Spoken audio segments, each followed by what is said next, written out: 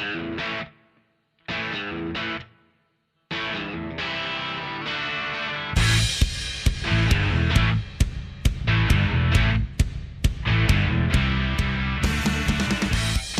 everyone, welcome back to another episode of Free Kick, the official AFLW Fantasy podcast.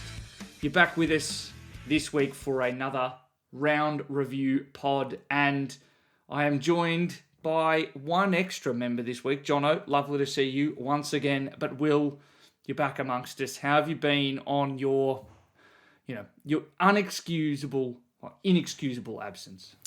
Yeah, definitely disappointing to be going for such an unimportant event such as a one-year wedding anniversary holiday, but I'm back here to do what is incredibly important, and that is talk fantasy and about my team, which is unfortunately not a huge amount better despite my absence. Usually it probably does better with me not doing anything to it, but alas, there's been a little bit of movement, so I've got a little bit of positivity to have about my team, but excited to be back talking about the game, and we've had a huge round of scoring as well, so it's good to be back. It is absolutely excellent to have you back. I kid about the absence and whether or not there is a reasonable excuse there. Jono, how was your weekend? Did you manage to enjoy any of the high-scoring fantasy football live and in person? Unfortunately, this is the first week I haven't got to any games, which has been a little bit disappointing. I'm away in Rutherglen at the moment, having a little trip away, so definitely a little disappointing on that front. But good to see the Hawks back on the winners list, and exciting that the team has done well this week. I have no idea what it must feel like for your team that you support to look good and or play well. So we're going to move right along to the shipping report. And we're going to start in reverse order this week. So we're going to go lowest first, which sadly means, Will, I do need to throw to you. What was your score for the week? What was your weekly rank? Give us the full shipping details. Well, I'd like to firstly say Mel, who's not here, was the lowest scorer of all the people. I wasn't going to drop her in it first thing off the bat. That is fair, but I don't want to take the brunt of this either. But I scored a 1570 with a weekly rank of 1,274, which, as Jono kindly pointed out before the podcast, I think is the first time that my weekly rank has been below my overall score in about a month. So, that's huge. We're proud of you, buddy. Honestly, huge. Which takes my overall rank up to 1730. That's a jump of 374. So watch out, here I come. I think there's definitely a hat in the offing the way I'm streaming up the leaderboard. But my good call of the week was selling the farm to bring in the Noff. Ebony Marinoff, you'd be mad to trade her out. Why would you ever do that? So it was a great idea to get her back in. Back doing Noffy things, so definitely a play to have. My bad call, I'd say trading Zanka, who scored 100 as a forward, to get Noffy, but I didn't really have many other options, and I think long term I'm much happier having Ebony Marinoff, so I'm going to say it's probably holding Elizabeth Georgia-Staffis, who I didn't really have the option to trade because, again, she wasn't worth enough for me to actually get Marinoff because I had 1k in the bank to do that. So, I'm overall fairly happy with it. I love that on both sides, it's your good call is selling the farm, and then your bad call is also that farm really, really hurt to sell. Well, I think my bad call is more that my farm was already fairly crap, so to make improvements, I had to rob Peter to pay Paul. My blind side was Ash Centra's 108, and we knew that Ash Centra was going to be a superstar. We knew that she had this in her. The reason I put it as my blind side is because I was fully intending on using Ash Centra as my cash deposit to do some upgrades this week, and now just looking at the way she's scoring after 76 last week and 108 this week, I'm like, there could be a fair bit more money to make there, so it's given me a bit of food for thought. She looked excellent. I'm pretty sure she's the first rookie, like debutante from last season, to have scored over 100 this year. I mean, can you guys remember? I know Zippy Fish had some 90s, but I don't think anyone else has gotten that high yet. No one has scored over the ton mark yet. Like, obviously, Havana Harris also got close Lucia Painter early in the first round as well. Yeah, there's a lot of close calls, but yeah, very impressive. Extremely impressive. Well, hopefully next week you can have a good call that isn't robbing Peter, and you can just be paying Paul. No more robbing. I'm just gonna get in early here and say, Liam, what do you reckon the chances of that are? Because I reckon it's fairly low. Just knowing how I operate. Well, we love you for a great many deal of things, but you do love to find a way to make your team better and worse in the same week. Absolutely. Well, Jono, I'll throw to you next. How'd you go? Firstly, this is I thought I'd had a really, really good week. It's a 1,636, which is my highest score ever in this game. Yeah, but a weekly rank of 464 has meant that I actually dropped down the rankings with that score 8 ranks. So wow, imagine dropping down in the ranks, right? Wow, it seems a bit ridiculous. So yeah, I've clearly got to keep the foot on the pedal if I want to keep this season moving forward and hold this top 100. Again, I think it was my trades this week that have kept my. I think my team is overperforming based on the trades I've been making, and the actual core is not doing so well. So there's another week where I traded in 133 from Ghana, and I traded out, I think, a 16 and a 30. So overall, pretty happy with that situation. The bad call that I had was probably getting rid of Lucy Wales a few weeks ago, because since then she has been phenomenal, and I really, really wish I still had her. Blindside for me this week, though, the Giants have won 2 games in a row. It's been a long time. Huge. Unbelievable. It's 4 years. Yeah. 4 seasons since they last did it. 4 seasons, nearly 5 years. Yeah, at some point, are we going to have to start calling them a good football team? Are you going to be okay, Liam? Yeah. Yeah. Between that and St Kilda, I think... Well, I still don't think St Kilda looked very good. Serene Watson was still playing forward, even though they were up by 2 goals in the fourth quarter, trying to salt the game away.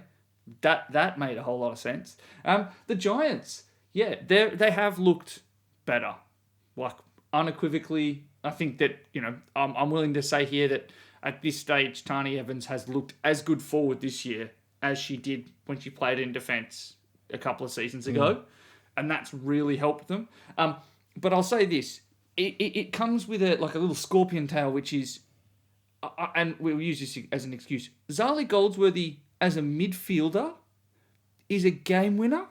Maybe. Possibly. Who'd have thought it? Who could have possibly seen that coming at any point? It's a wild one. I'll give you that. Or is it better if she plays out of the deep goal square when you can't get the ball to her? And then you lose. Well, apparently all they needed was just to be like, oh, we have a deep forward in Tani Evans and George Garnett, who's also re-hit some form. And even Izzy Huntington, as unfortunately Kelly was referring to her on the coverage today, Huntington, is the better player to play as your deep forward decoy. So that is as much as I'm willing to say about the Giants. They look better.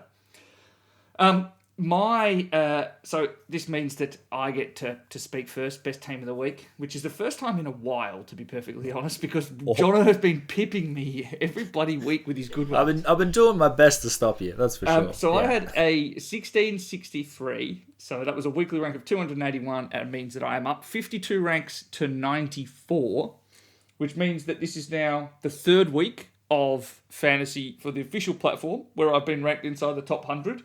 I'd actually said to Jono after recording last week that once he was in the top 100 for another week, he'd have had more than me, because when I got a hat a couple of years ago, I only managed to make it in the second last round of the season.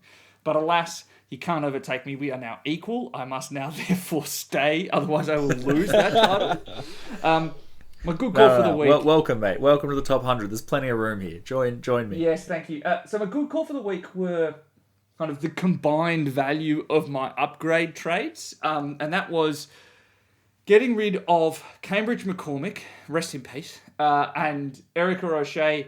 Let's just not look at what she scored. And I brought in Tilly Lucas Rod, but main jewel in the crown, Serene Watson, who was... I think she should be called Supreme Watson, because she brought a bloody ton of everything. She scored 107, was the best player for St Kilda. I was truly blown away. Even when bloody Nick was trying to sabotage her good score by throwing her forward in the fourth quarter, she's just too good. Maybe she should be called Install-Arene Watson, Liam. Ooh, that is Install Serene Watson. That's good. That's some good gear. Bad call was trading out Erica O'Shea and holding on, and I'll say this is my blind side as well. Blaheem Bogue, I've managed to move into the top 100, have a top 300 round rank, and I had a 19 at my F4. Blaheem Bogue, for whatever reason, could not take a trick against Carlton. North Melbourne absolutely housed the Blues. It was never close.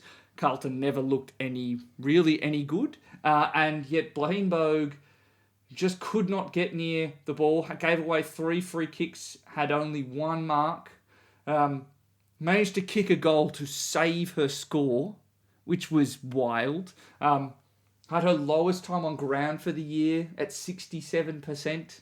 Just really sucks when that happens. So yeah, I would have been better off fielding Grace Koch, who scored a 29, or Lauren Young at a 53. So I left a whole lot of points out there. The final thing to note in the shipping report, I did not expect to say this, but Install-Arene had a 1699, so nearly a 1700 score. Moved it up almost 1,000 ranks, up to 472. Unbelievable. But does that mean, Liam, that you're not the highest scoring coach of the round? Does that mean we all are? Sure, if you'd like to believe that, fine. Look, it was a team that I think Will and I had no part in drafting whatsoever. So I think you can still form it as you, Mel, and Tom. That is true. You guys had that is fair. You guys actually had nothing to do with that team. Well, and unfortunately, Will, on your return, you are responsible for the Watch and Wait scoreboard as the lowest ranked coach on the podcast this week. So by all means, take us away on the WNW.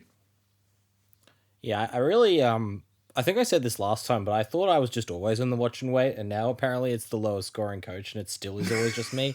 I'm not really okay with that. Sorry, but it's not anyway. meant to be attacking you. It just so happens that that's the case. Anyway, top coach, Nick R with Rosie's Ruiners has 9,195 points after scoring a 1,601 and is leading by 45 points. Although that score was a bit below par, as we will talk about in just a minute. But the top score of the week, Sycamore AFLW, Mark R, scored an impressive 1,811. 1,800, that's a huge score, guys. And shout out to Mark, who is in the free kick league for what is truly a ridiculous squad. Their lowest score was Montana Ham with Shelley Heath with 61 and Montana Ham with 63. Just a stupid effort. Incredible stuff. Yeah, fantastic effort. In terms of your top 100 overall rank, if you're keeping pace with the top 100, the pass scorer this week was 1634. That sounds familiar. So, another really big scoring week, and you got to sort of keep up with it if you're wanting to build rank, isn't that right, Jono? Well, you would hope so. Apparently that's not enough for all of us. Yeah, if you're scoring over 1634, surely you're rising in rank, right? On the plus side, this is the first week that I've in any way caught up to first place. And you've still dropped if it comes in at the rank. cost of my overall rank, then so be it. Yes, a massive scoring week, as we said, up from 1482 last week. Total points for 100th. So if you're still looking or in the chase for the hat, 8,819 is that 100 rank mark. So hopefully you're there or thereabouts. I know I certainly am. In terms of the free kick league update, Vague Prob W, Kevin G, is leading our free kick league and is still sitting third overall, even after scoring a below par of 1625. Hopefully they still raised in rank, Jono. So yeah, again, massive scoring week. Hopefully you have done a very good score over 1634 this week to get you moving in the right direction. That was an incredible rendition, Will. I see why you get it every week. All right, let's move across to hot topics for round 6. And that does mean we are at the halfway point. So, first cab off the rank is, what have we learnt so far? It's going to be a bit of an open discussion. Will, I feel like you are the person that I should throw this to first. If you're going to take away kind of one fantasy learning from the first half of the season, what is it? Yeah, firstly, good call asking for a fantasy learning, because I wrote a different learning in the run sheet and it's been completely ignored. That is absolutely why I threw it to you. I was just hoping that you would find a way to weave it in. Basically, my fantasy learning here is your midfield is super important, and having your high-scoring midfielders is just so important to doing really well in this competition. And we've probably got a very clear top 5 mids at the moment, and most people at this stage probably have at least 4 of them. And most of the people that won't have, one of them won't have Jazz Garner because of the injury, which leads me to my second learning, which is risky trades are risky. Who would have thought? Do you care to elaborate on that one? Because I think I know a way you can elaborate on it. I think, and unfortunately, I put out a question on Twitter asking for people's number one question of the week before we recorded. And the Twitter user Gray's fan said, in terms of biggest question marks for the week, he's put himself because he took a risk and traded traded Zali Goldsworthy down to Bonnie Toogood. Ooh. And ouch. Your risky trade, which was trading out Ebony Marinoff for Jazz Garner, is different to this one. But because to be fair, mine actually worked until it didn't. Well, that's a description of all things that break, unfortunately. Yeah. And as we were discussing before this episode, everything happens until it happens, and then it doesn't happen. It doesn't happen.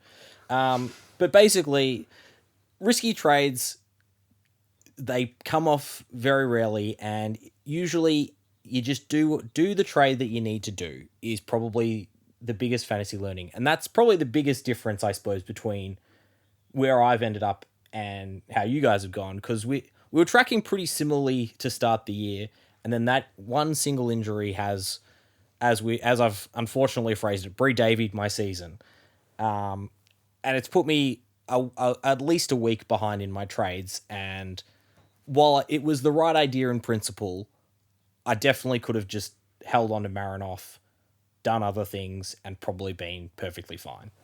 Yeah, and I think that's the main thing. It's like there are, and it's maybe a slightly bigger pool of premiums this year, but if and to the extent that they are underperforming, it is trading them out only as a matter of complete last resort, because it does not take very much to change what could be an otherwise trade that is working, because they then become the single point of failure. Like you're not having Marinoff, or one injury completely derails your possibilities of being able to get Marinoff back in, for example, or as Gray's fan has done, is now sitting there without Zali Goldsworthy.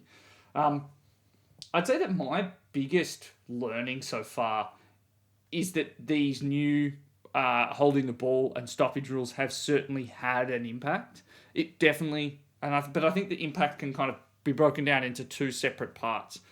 I'd say the first one is it took some teams longer this season to adapt and to be able to rework their stoppage game so that they're not just continuously trying to regenerate stoppages.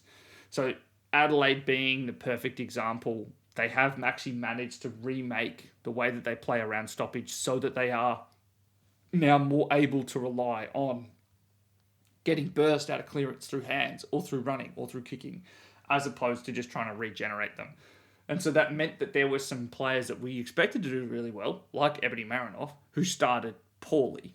But I'd say that the bigger thing, and it's something that we're going to have to kind of continue to keep tabs on, there has been a movement of points away from, I'd say let's call it the third best midfielder in a team, out, and it's spread to the second and third best half forwards and half backs, and wingers as well. Those lateral players who are still closest to stoppage. They are the ones that are continuing to get extra points as this ball is continuously extricated. So if you are a half forward or you are a half back, you don't need, maybe you just need to be a little bit closer to stoppage to be able to get points that might make up for not having kick-ins, for example. So, and it also has just meant that those players that are very good as midfielders in that in-between zone, who are both equally capable of tackling and getting handball receives, like Ash Riddell, are the ones that have benefited the most this year. So those are my, albeit not as funny, more very like esoteric sports, like AFLW analysis takeaways from the first half of the season. But I feel like it's kind of been the reason I've managed to do well so far this year. Like my starting team was based on a theoretical understanding of how these rules might have changed the way that teams played and therefore they scored. And that's generally held true throughout the year. All right, Jono, you now need to take it away from the serious and go for something amusing, so for fear that people might actually learn too much about the game. Well, yeah, I mean, there's definitely, I love being put on the spot for a joke. That always goes well. So looking forward to this. I'd say my biggest takeaway is probably, it's not a counter to yours, but it's an asterisk. Because whilst I fully agree with everything you're saying, I would also say that like the good players have been finding a way. And I think we've seen those players that kind of have been tossed out because we didn't think they were going to come back, have come back in a big way recently. So you look at the three biggest scorers from this weekend is Kiara Bowers, Charlie Rowbottom, and Ebony Marinoff. They're going to keep finding a way to get involved, even though early in the season they were definitely on the chopping block for a few teams. So I think it's still believing in that. And the other thing that I was thinking about is it's wild to me how high the scoring is, and it's really been a big reset on my expectations. Because I feel like last year I'd come in and I'd go, you know what, 60, that's a solid score for a forward. Or, I'd see a 90 from my midfielder and I'd go, all right, they've had a solid round. And now I'm looking at my team this week, and someone like a Laura Gardner who's put up a 112, I'm not disappointed, but I nearly am. We're chasing these like real sugar hits in a way that I know we have in past seasons, but this season it feels like the big scores are very, very big. And the floor scores that we're seeing are very, very low. So I do worry about how much fixture hunting we're going to have to be doing in this back half of the year just to keep up with what's going on, because these scores are massive. And I think that's probably another thing I want to talk about, which is the fixture hunting is going to happen earlier because, provided I can make the trades that I want this week, Blaine Bogue probably leaves and I have a completed team with no rookies. It's just going to be flicking around premiums. But there is an element of that which is fraught with danger, which is matchup hunting is a little bit more difficult in the AFLW because there are fewer players in a position. So if you're looking at, say, for example, Jaden's stats, which try and track the positions of players and then says whether or not most of the time they're better or worse than their average. Fewer players, and this season, much wider variance in high scoring versus low scoring games. One fixture can radically alter what otherwise might have looked like a very difficult matchup. Say, for example, Hawthorn last week with Ebony Marinoff. That was a game where I didn't have her in the top 5 captains because for all intents and purposes, they looked like one of the toughest midfield matchups. No. And then Ebony Marinoff said, I'm Ebony Marinoff. I do that anyway. I'm better. I can score over 70 points in a quarter. So it's going to be tough. It's going to be a case of trying to weigh up the, fixture difficulty and fixture hunting with my belief in their capability of scoring independent of the team that they're going against, or looking beyond, well, they just don't allow midfielders to score much. It's more like, well, what are they doing that mean that midfielders can't score well, and can the player that I'm holding or looking to trade in transcend that? Can they continue to score well, and I shouldn't be just buying into, well, the matchup says that it's red, so I should trade. I'd also just like to point out that was a terrible joke, Jono. That's fair. That's fair. I'll work on it for next week. I think the one other, I did have one last point that was a little bit more serious as well, which is that high scoring rookies are really challenging, because we've seen Zippy Fish score 2 or 3 really good scores early on, make a lot of money quick, and then she's just been slowly leaking money for the last couple of weeks while still scoring like reasonably well. You know, hasn't dropped a 70 this week, a 55 the week before wasn't fantastic. But by scoring 2 90s and an 86, she's made all her money in 3 weeks and then basically had to be traded out. And it's made for really tough decisions on those rookies, because the other one that we've talked a bit about is Ash Central, where a lot of people jumped off early because she wasn't scoring well. And now she is scoring well. She's finally making the money we wanted, but it's kind of like, where's that line between making money and scoring well? And making that decision is really critical. For every Ash Centra, there's a Sierra Greaves, right? That's who I downgraded this week to Aisling Reedy, who scored a 3. But we won't talk about that. Sierra Greaves scored a 37. And how much cash did she make? She lost 53k. And this is exactly my point, is I also traded out Sierra Greaves to fund my Marinoff trade, but 3 good scores in a row. And you're thinking, great, fantastic. Puts up 1 score that's not fantastic, all of a sudden losing money. Really, really difficult to get that timing of rookies right. But I do think it's not becoming complacent, like that 3 score price cycle, which determines how much someone goes up, is only 3 weeks. You can't become complacent and go, oh, yep, superstar rookie, they'll keep churning and burning cash, making money. Yep. You've got a winner here that you can stash away for later in the season to get a fully upgraded team. Yeah. And I think that's the learning, is basically we're having to get rid of our rookies a lot quicker than I think a lot of fantasy coaches are used to, especially if you are coming from the men's game. But even in terms of the women's game, we've had a lot of players like in past seasons, a Rowbottom or a Georgie Prasparkas, where you probably could hold on to them for, 7 or 8 weeks because they were scoring well enough and they weren't losing money per se. I think it's a bit of a change in the way the rookies are operating, and being on top of that 3-week cycle, as you say, Liam, is really critical. Agreed.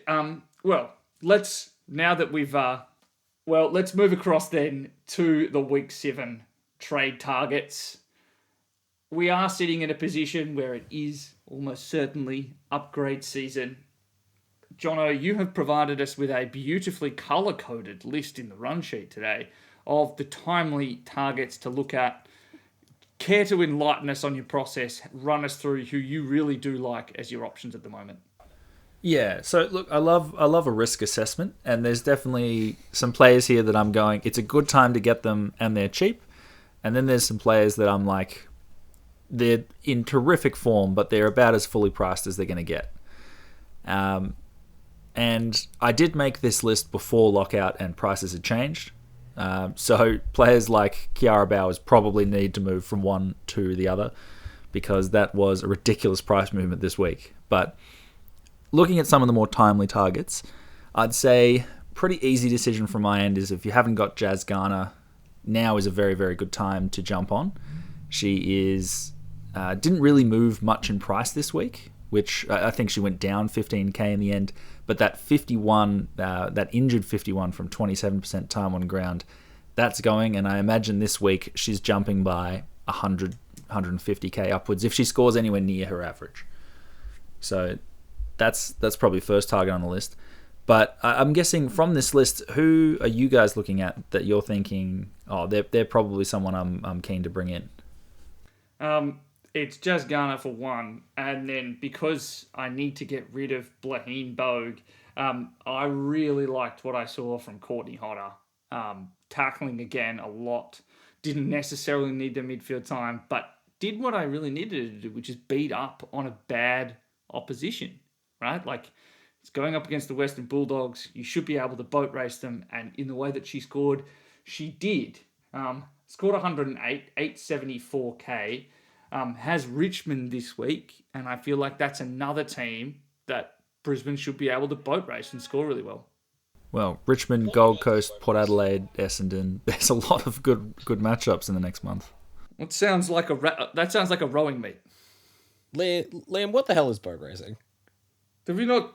Oh, okay. If you're just boat racing someone, it's just a drinking competition where you're just trying to drink as many things as fast as you can. I thought this was a ships passing in the night reference. I was like, that's a deep cut. I was like, what is going on here? No, that is not what I meant by boat racing. Yeah, she just dominated a bad opposition. So that's the one that I really like, and a one that I would love if I felt like I could keep Blaheen Bogue, and evidence would suggest that. Anytime I consider trading out a North player, see Erica O'Shea, because they score poorly. They then dominate the next week, and so I should therefore not. Sarah Goodwin was the best clearance player for Adelaide, and probably in that whole game against Gold Coast, has now spent the last 2 games playing entirely in the midfield. If it wasn't for the literal most ridiculous stat padding from Ebony Marinoff late in that fourth quarter, where she did chip to chip with Ann Atchard 3+3 for 3+3s kick in a minute. marks in a minute, 30 seconds, just farming points. It was incredible. Sarah Goodwin was going to have scored more than Ebony Marinoff. I think that that's a stunning selection. And if Shelley Heath is going to continue to play in more time in defence, because for some reason Maeve Chaplin was playing in the midfield, that's a player that I really want to try and get in. Yeah, she's a player that's absolutely on my radar this week, especially because I think trading out Georgia Stathis is a must for me. As you say, Liam, the role was fantastic, and she looked fantastic in that role. I think the thing that gives me a bit of confidence, because we know that Chelsea Roundel will come back into this side, they're playing Anne Hatchard as almost like a key forward in Caitlin Gould's absence. So there's definitely midfield time there to be had. And I think that the way that Hatchard played today, I think that's something that will probably keep going forward even when Gould returns, because she provided a much stronger target than pretty much anyone else in that Adelaide forward line bar Ponta. So I think there's a fair bit of role security potentially for Goodwin. I think that Goodwin should absolutely be there as a target. Anyone else that we're looking at? Well, I was really hoping to get your thoughts on the comparison between Serene Watson and some Goodwin, as we were just talking about there, because I do think that those two are both. You were about to say Simon Goodwin. Oh no, I'm not doing well this week. I think the comparison between those two it's a toss up I'm making this week, and I imagine a lot of people will be if they're upgrading someone like a Tessa Boyd. I mean, to me, it comes down to price. It's nearly because I think that 150k. There's 150k between them. I think Watson's the safer option. If you're like me, where you need to get a little bit of value, Sarah Goodwin, great option. I needed basically the price that Georgia Southwest was, and she went down to the price that Sarah Goodwin was, and Goodwin went up to the price Georgia Southwest was, which was really annoying. Those were the 2 ships passing in the night. Yes, those were the 2 that were doing the boat racing, or whatever metaphor we're going with this week. But Sarah Goodwin, I think if you are looking to do a bit of a sideways swap where you want to make a little bit of money, great option.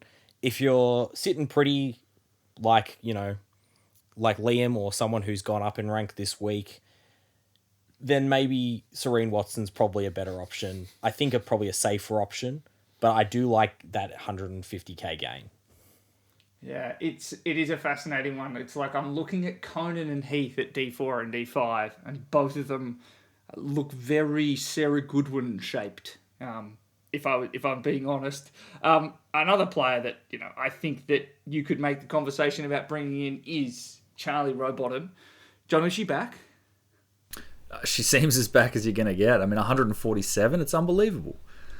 I think. Yeah, it's the sort of game we were talking about before where I think Adelaide like a contested midfield game, and that suits Charlie Rowbottom every day of the week. The question, I suppose, is in their next few matchups, is she going to get the same, or is a team like Melbourne, who they play next week, going to be great at bringing the ball to the outside and just sort of running it away from the contest? It has me a bit worried. I feel like it's the latter. I feel like that was the perfect Ebony Marinoff matchup. Adelaide had forced a similar game style out of Hawthorn the week before, kind of high tackle, high contest, kind of trying to bully you into submission. And I don't think that Melbourne are the scalpel if Adelaide are the sledgehammer. Yeah, it's one of the reasons why I really love Charlie Rowbottom as a player, but I think off one game it's a bit of a risk. The player that I'm actually looking at as a potential midfield, kind of a downgrade, but upgrade in the sense of potential scoring, is Ellie Anderson, who's now scored 2 consecutive hundreds and has a really soft fixture to go, towards the back half of the season. So plays Richmond next week, then the Suns, Port Adelaide, Essendon for the next 4. So a pretty good run, and is priced at 100,000 less than Rowbottom at only 1,085,000. Which means that if you do want to, say, move Georgie Prasparkas sideways, you're actually making about 100k, which is what I'm thinking about doing this week. So potentially a fallen premium, as we've often said, who could be returning to a bit of form that might be a bit of a pivot option if you're in the position like I am where you can't quite get the extra money needed to get up to Jazz Garner. Well, I think that's an incredible trade plan. In fact, it might have been a trade plan that I specifically discussed on last week's episode, which is fair enough that you were on your wedding anniversary holiday. I think I think it's a great trade plan, and I'm definitely going to say it was entirely mine. So yes. Over under Jono, Ali Anderson mentions last week. I would say at half a dozen. She was. Well, it's good to know that I'm keeping up with the podcast even without keeping up with the podcast. So birds of a feather. Yeah. That is extremely understandable. Now, let's move along. I just want to talk about some other higher price players that did have some okay scores on the weekend, but maybe we need to consider whether or not they're sustainable. So Bonnie Toogood, 73, sitting at 805k. Does she need to go, given the run? And the fact that it's North Melbourne matchup this week. Yeah, I think for me, she doesn't need to go, but if you can, I would advise it. I think that if you've got higher priorities, there are higher priorities, because Toogood is a good enough player to still put out a decent enough score against North Melbourne, even though it will probably be fairly one-way traffic. But if you're in a position where your team's pretty complete and you're thinking, I'm not sure about that matchup, I'd pull that trigger. Yep, I agree. Yeah, go. Yeah, it also goes Melbourne the week after, so it's not like it's an easy game and then you get to move on. It's a couple tough ones in a row. And it's a Melbourne team that just got back 3 of their better defenders in the last 2 weeks in Gillard, Colvin and Goldrick. So much so that, as I mentioned, Maeve Chaplin was playing in the first few CBAs, which is a surprise, if I'm being honest with you. But, well, given how they were able to boat race West Coast Eagles, they did pass them in the night or whatever. Dear, you can just experiment when you think you're going to win, and maybe it was just a rhetorical flourish from Mick Stanier. Just sorry, Daisy, but I actually have a far better team than you. I'm going to experiment with my midfield from the first centre bounce. And then in terms of other, I don't know about you guys, but off the bat, number 1 target this week is Jazz Garner, going up against Essendon, who are just getting destroyed at the moment. The Bombers scored 1 goal against Fremantle, who themselves were beaten by 100 points by North Melbourne. I think that it could be the highest margin ever, and we could see it beaten by 20% this week, given that also in the practice match, North kicked 15 goals in a row against Essendon. Look, the signs aren't great. I'll give you that. It's. I'd suggest that the rest of us will enjoy this game. You should probably just go watch the grand final parade. I think you might have a better time.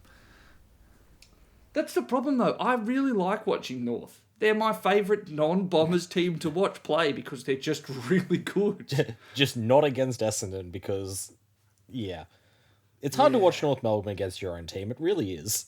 It really is just so demoralising. But in terms of... Okay, I'll press you. Jono, you're going to get who's the best forward target this week. Will, I'll push you. Who's the best defender target this week? Number one, factor in price, factor in everything. Who's the one player that you probably need to have that isn't highly owned at the moment? Well, starting from the back line, I mean, I think it's really obvious. Tamara Smith, always the first option. No, I think the option this week is Sarah Goodwin, simply because of that price difference. At that price, if she continues with that centre bounce role, even with an average of, even if she's just scoring like she scored in that first week of the midfield against Hawthorn, a 72, there's money to be made, and I think she's a good enough player that she'll continue to score well.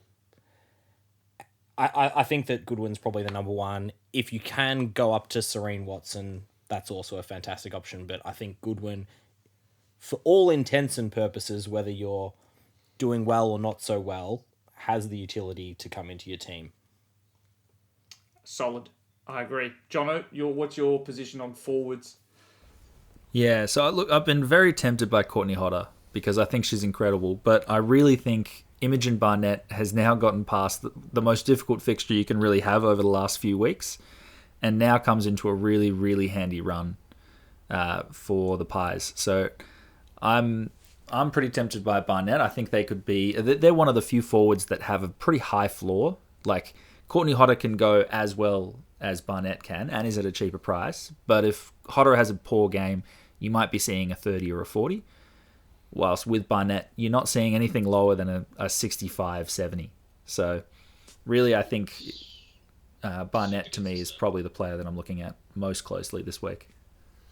That's a good call. And if I'm looking at potential trades, if I had the money, I think Barnett would be where I'd go.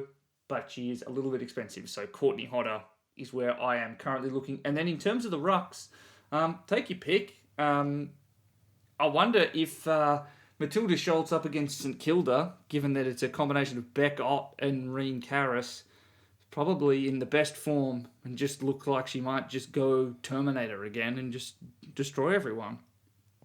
Yeah, I think the two high-scoring rucks from this week, you've got Schultz going up against St Kilda this week and Lucy Wales going up against Geelong. Both of them are fantastic options if you're looking for a ruck. Well, Ali Morford had 113 just quietly too. Terrible. Couldn't get above 120. Useless. Well, this is the thing. If you look at Fremantle's run for the rest of the year, there's not one good matchup for rucks.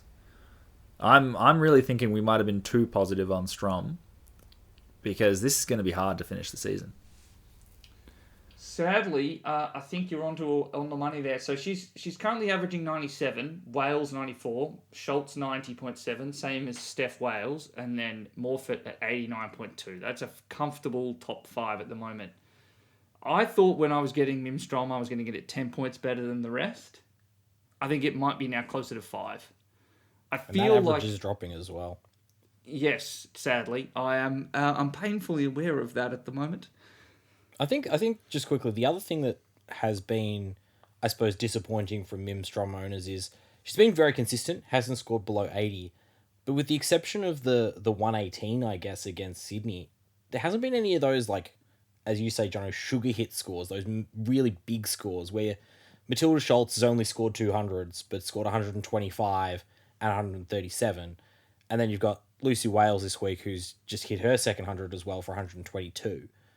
So Strom's probably got... Same for Morfitt, 121 Yeah. and 113.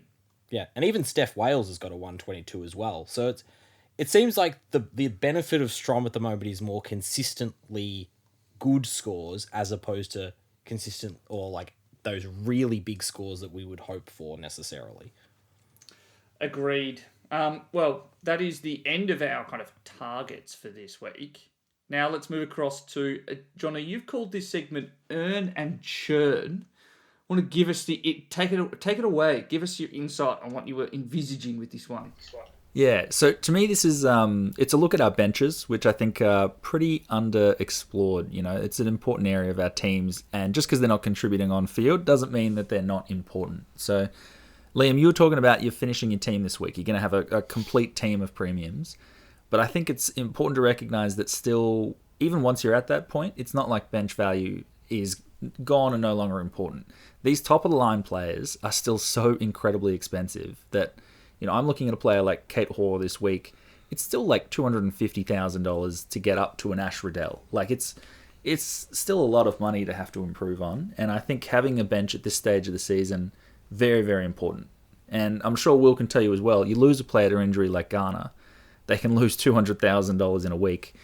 Or even Giorgio Stathis losing $200,000 without injury. It puts you on the back foot all over again. So I think it's important that we look at our benches and just make sure that we're still earning that cash. We're not just downgrading to these non-playing 300k whatevers where we can, but we find, you know, whatever we can to see if we can find the players that are going up in value. So I'm looking at my bench this week, and, you know, before trades, I'm pretty happy with, you know, someone like an Ash Centra who's going up in cash. I've got a Lauren Young there. But, you know, there's a couple positions that I might try and use my third trade on to fix up this week because, you know, Piper Dunlop and Killy Hardingham aren't making the money that I thought they were. And I might end up just sidewaysing one of them to make sure that I've got that extra, you know, turnover. Yeah, it makes me really sad when you're like, oh, I just love the look of Lauren Young on the bench. Lauren Young is my F5, so yeah. I really hope she continues to make money because I need her to, because it'll mean she's also scoring points. Does that mean, John, Will, you went Eden's anchor down to Lauren Young to finance an upgrade for Ebony Marinoff? I sure did. You're a madman. You're a mad man. Well, let's have a look then at some of the sub 400k players who did actually score well this past week. I'd say that most tempting amongst them is Sinead Davison, who came back into the side with Nat Ryder going out and Ellie Hampson. Scored a 55, has Richmond this week at 388k. Lauren Young, obviously, scored a 53, so at 370k. Started on a 0 in the first quarter, but then just... Incorrect, actually. That was a -3 after adjustments. Better. It's about as good as Aisling Reedy. In terms of but what I'm looking at is a lot of players in here who sub 400k, they've missed a week or have been dropped and then have scored a right. So Lou Stevenson had a 48 and actually kicked 2 goals. I think it actually played pretty well. Brooke Vickers at 351k scored a 49. Nisa Dooley had a 43. Montana Beraldson had a 46. There's not a whole lot of, comfort, I'd say, in the players we're picking are going to be ones that will hang around inside the best 22 at the moment. Best 21. So it is certainly a fraught prospect trying to pick new cheap players to put on your bench. Well, my question, is it worth paying up then for someone like a Mackenzie Erdley, who's dropped all the way down to 464k after scoring a 19 last week, but with a few injuries in the Hawks backline, is now playing down there, took a lot of kickouts against the Pies and scored a 50 on the weekend. To me, that's an interesting role switch up. I think that if you can afford it, yeah, sure. But personally, I'm sitting looking at my team going, I'd say it's more important for me to get Jazz Garner in at the cost of bringing in Lou Field than it is spending an extra 130k and getting in Mac Eardley. Not to say that I think Mac Eardley's a bad pick. It is going to be a case of what can you prioritize, and like I will, if I do the trades that I'm currently looking at, right, it requires a downgrade of Beck Ott, done your job, to Lou Field at 319k. I would be looking at a starting midfield of Riddell, Marinoff, Garner, Bowers. It's about what you'd want, that's for sure. So at that point, I kind of go, well, I don't know if I really feel like I need to. But as you said, like, I can't completely neglect my bench. But I'm still sitting there going, like, I would prefer to complete my midfield and then hope and pray that Aisling Reedy suddenly remembers how to find the football again, or that Piper Dunlop can have a 50, so that next week I can downgrade and still be able to generate some cash. And actually, one thing I will mention, Grace Kosh looks like she might finally become the red dot that any owner has probably been dying out for. It looks like she's done a wrist injury. But outside of that, my bench isn't exactly the strongest part of my side. And my team value certainly didn't have any wonders this week, from Blaheen Bogue losing a stack of cash with a 19.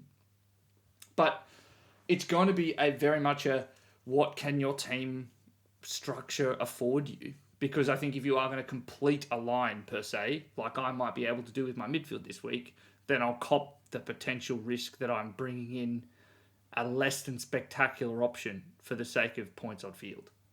Yeah. Well, I would say that your bench at the moment is in pretty good shape generally.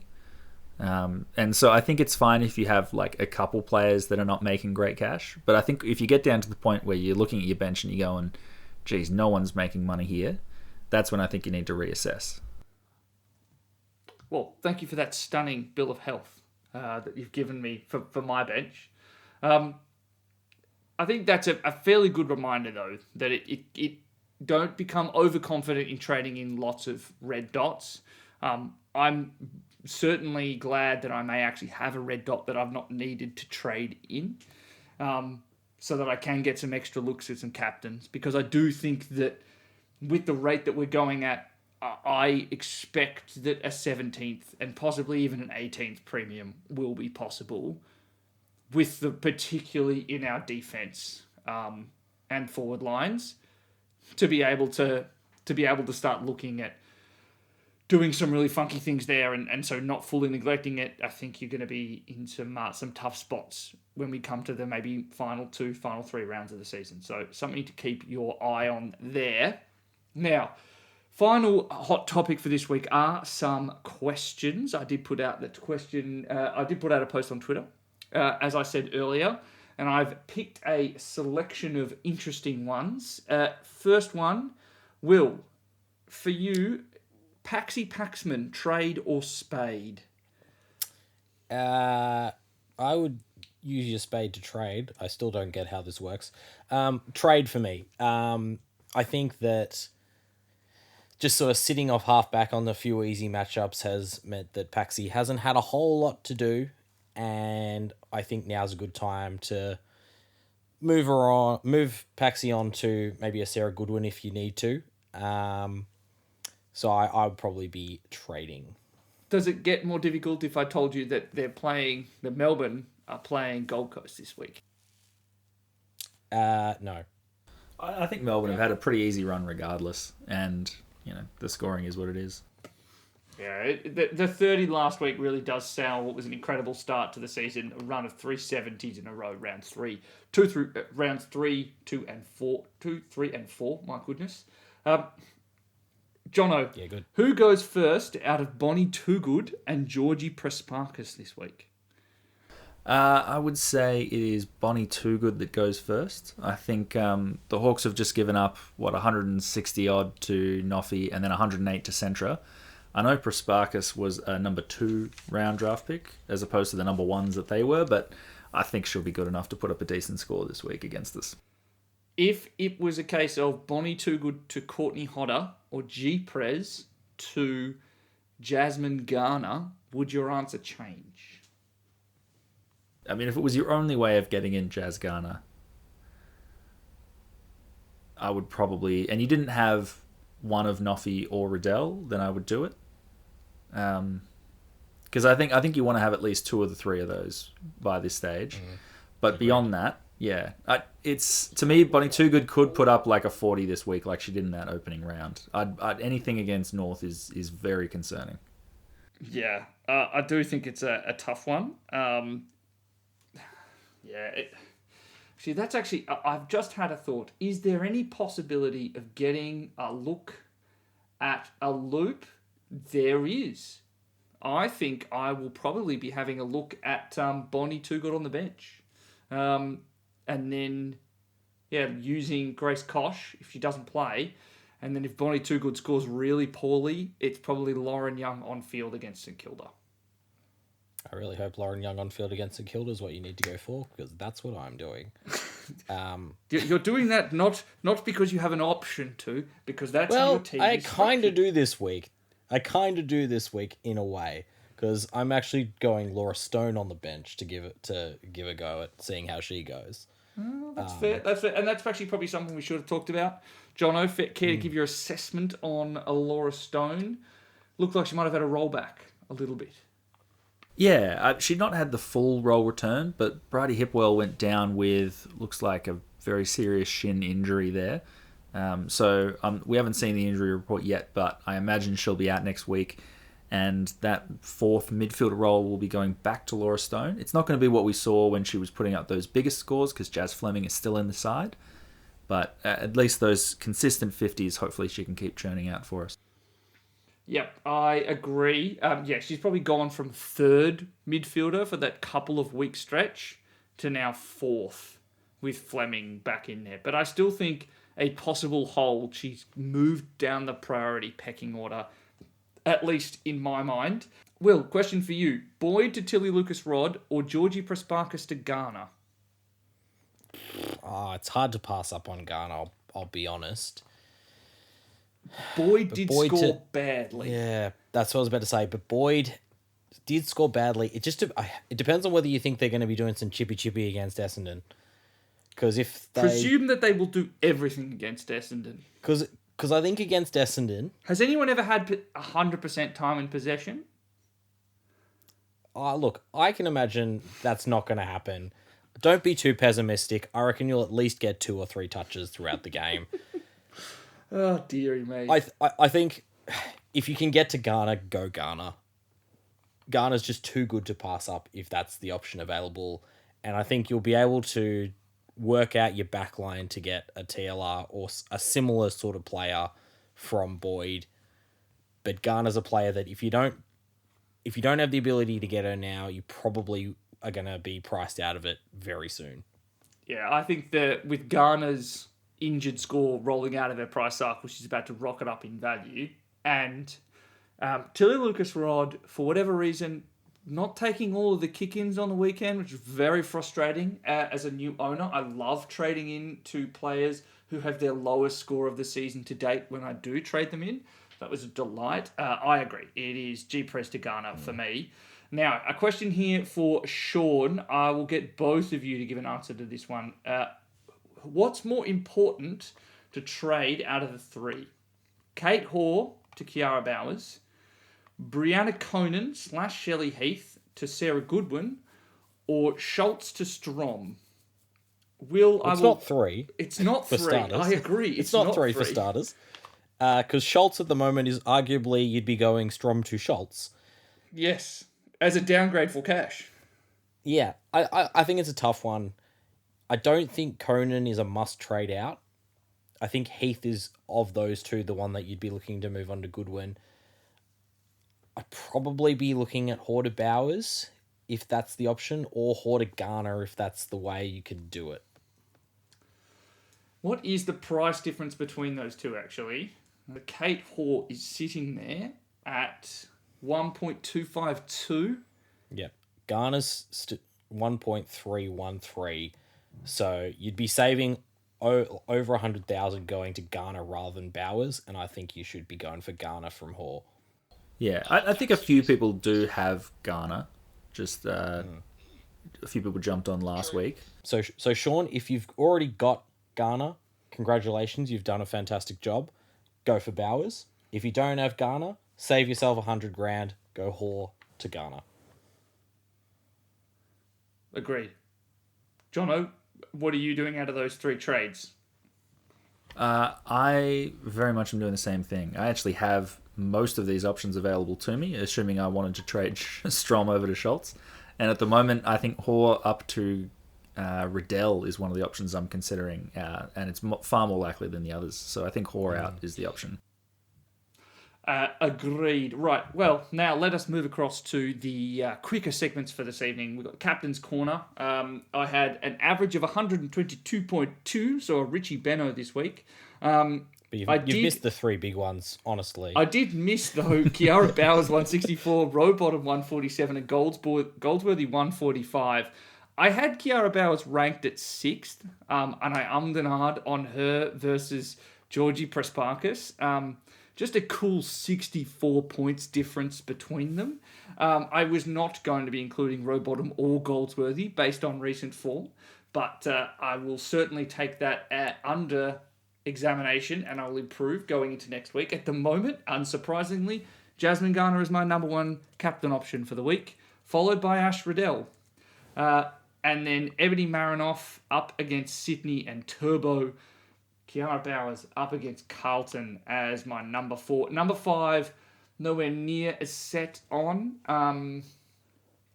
Let's take a stab. It's going to be Neve McLaughlin against Melbourne because currently she has increased her score every week and she scored 100 against Adelaide. So ipso facto, she's going to score over 100. That's a great little option to take as your captain.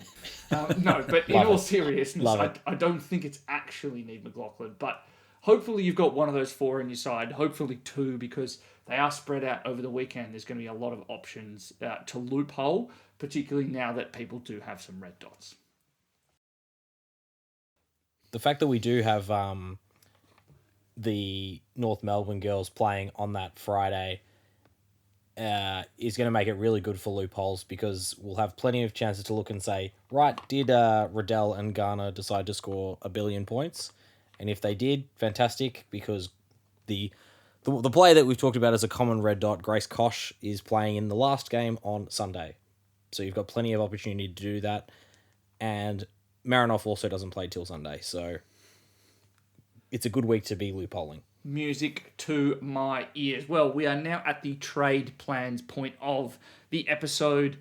I've kind of already talked about mine. It's downgrading Beckott. It's hopefully going Georgie Prespakis up to Jazz Garner, and then Blaheen Bogue to Courtney Hodder. Another player that I may actually have a look at that I probably should have mentioned earlier. I don't actually have their price in front of me. It is Ash Richards, who has now spent the last 2 weeks more time in the midfield. Did get thrown forward late against Richmond for some reason. I truly don't understand the choices that are made in that coach's box. But has had a 97 and a 73 in the last 2 weeks. Kicked 3 goals in that time. Averaged 6 tackles. Nearly 19 touches. Just looked really, really good. Scored that 73 with 3 frees against as well. So I think that a matchup against Port Adelaide could be perfect. She's another option that I may look at if I would like a better downgrade option. Jono, what are your trade plans at the moment? Yeah, so I think upgrading Tessa Boyd finishes off my team, so that's definitely going to happen. But I've got a couple options. I'll be using the cash from Ash Centra. I can either take Tessa Boyd up to Serene Watson and be pretty happy, or otherwise I can take her up to. Otherwise, I could just go to Simon Goodwin, Sarah Goodwin, and that would allow me a little bit of flexibility. I could try and improve my F5. I'm pretty sure I can take Hoare up to Riddell. I could fix someone on my bench. There's a few options I'm considering at the moment. So, Tessa Boyd out is the main one.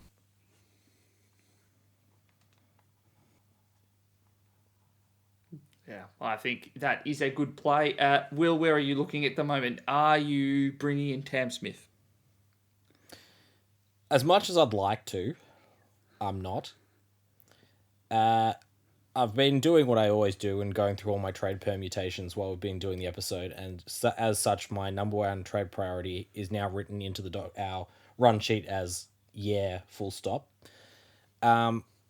Basically, Lizzie G, Georgia Stathis, has been a fantastic player for me this year, but unfortunately is now sitting in a backline that is not scoring very well. So I am going the Sarah Goodwin route.